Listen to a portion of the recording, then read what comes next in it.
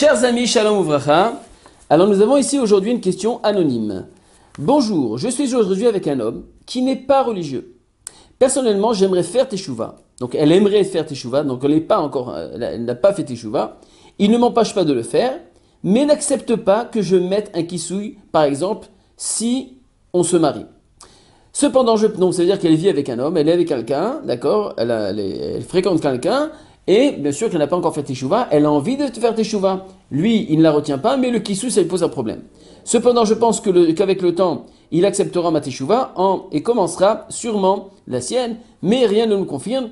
Il y a encore beaucoup de petits détails, mais ma réelle question est, dois-je persister à m'accrocher en pensant qu'il changera un peu et que peut-être je serai la seule qui se souciera de son évolution religieuse, ou ne pas donner la chance au doute? Merci.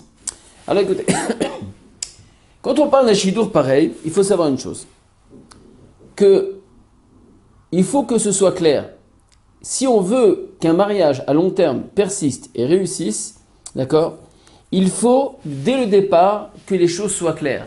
Ça veut dire que si tu as décidé et tu es convaincu que ta vie est uniquement dans le derer de la Torah, donc tu dois être honnête avec toi-même et dire à ton conjoint, la personne que tu fréquentes, de lui dire stop, on arrête cette relation et je suis prêt à continuer, mais je suis obligé de te dire et te décrire exactement ce que j'attends de ma vie.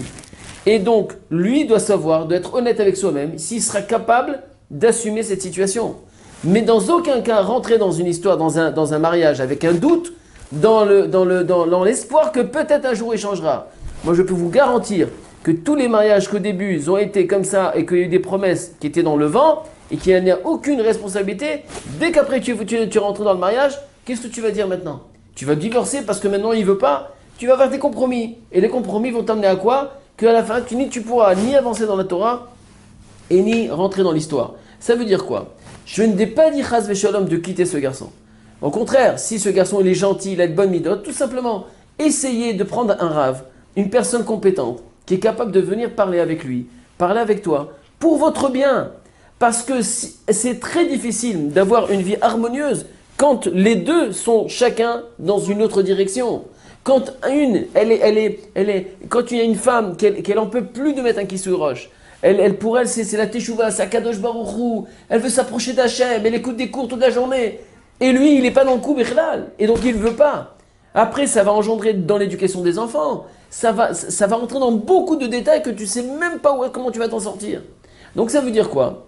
Ça veut dire que déjà, dès le départ, tu dois être très, très, très convaincante et dois être sûr de toi-même. Est-ce que tu veux? Parce que dès ce que j'entends de cette lettre, c'est que tu n'as pas encore démarré vraiment ta teshuva. Donc c'est difficile. Quand tu vis avec un garçon, tu fréquentes un garçon, tu n'es pas religieuse, tu commences à lui raconter des histoires de teshuva, alors que lui il t'a connu pas comme ça, c'est difficile de lui en demander trop. Mais d'un autre côté, tu dois être honnête avec toi-même. Donc ça veut dire que si maintenant tu es convaincant, tu es sûr de ta démarche, tu es prêt à faire une vraie teshuva, tu es prêt à avancer, moi je vous conseille, prenez un rave, prenez quelqu'un de compétent, une personne qui peut venir, qui peut prendre du temps et s'asseoir avec vous, vous expliquer le pourquoi et le comment et la raison pour laquelle c'est pour votre bien d'aller dans le même chemin.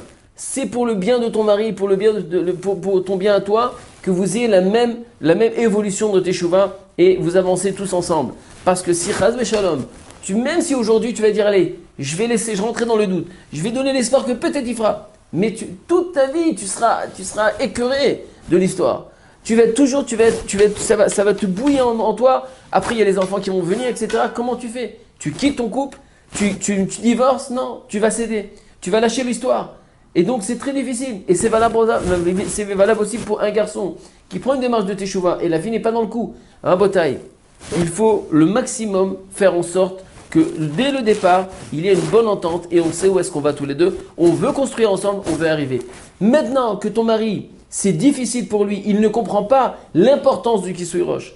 Il a ses idées, d'essayer de comprendre qu'est-ce qui le dérange, pourquoi il ne veut pas. C'est quoi qui manque là-bas? Est-ce qu'il comprend l'importance? Est-ce qu'il comprend la grandeur d'Hachem? Est-ce qu'il comprend la Torah? Est-ce qu'il comprend? Et toutes ces choses-là, je suis persuadé que si vous avez une personne qui est capable de venir et de expliquer avec beaucoup de patience, de vous expliquer le pourquoi et le comment de chaque chose, comment on fait une démarche, comment on fait une teshuva, comment on avance, quelles sont les priorités dans la teshuva, et de ne pas avancer comme ça en pensant, on parle d'un Kisui Rosh alors qu'on est, je sais, il faut savoir si vous faites Shabbat, vous ne faites pas Shabbat, il y a plein de détails encore à vérifier.